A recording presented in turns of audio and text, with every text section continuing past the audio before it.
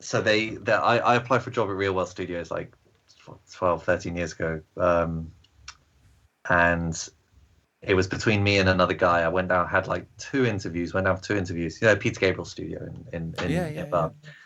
Went down for 2 interviews, and then got a phone call, and they said, "Oh, unfortunately we're not hiring you because we're hiring someone else with some more classical experience, like orchestral recording, which I had none of at the time." And then maybe about 2 hours later, I got another call, and what happened was the person that they had hired was from Abbey Road Studios, and the person that was meant to be taking the Abbey Road job ended up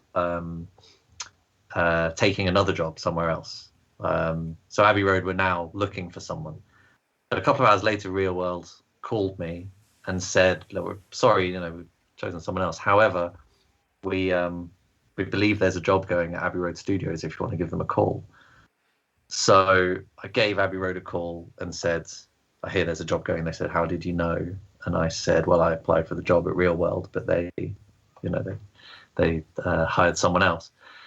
So they said, "Yeah, do you want to come in for an interview?" And I think the next day went in for an interview and then was offered the job there and then. So if I hadn't been turned down for that job, I wouldn't have worked at Abbey Road. So I guess that's probably a bit of success out of failure. It's a weird one. I've never thought about that question before. Success from failure. Right. But that's a perfect example, man. I guess everyone has those sort of stories. But yeah, again, that's awesome that happened that way. Yeah. It was. I mean, it was a mad sort of situation, and I'll never forget that 24 hours. Yeah, it must have been mental. I could just imagine being maybe not devastated, but sad that you didn't get that job. 2 interviews, you feel like, oh, I have a chance. I mean, 50-50 maybe. Yeah. And exactly. I would have felt deflated. I think I would have felt devastated.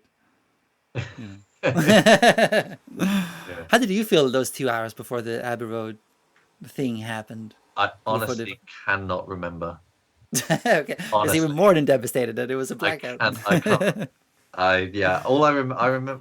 I remember being woken up by the phone call because it was. Wow, yeah. I remember still being in bed when they called at like 10 o'clock or something. I remember that, trying to put on a clear voice. That was good. Yeah, man, I'm glad it worked out. And yeah, now you're here, obviously, so it was for the best, I guess. Well, yeah, exactly. You never know, do you? You never know what might lead one way or what might lead another.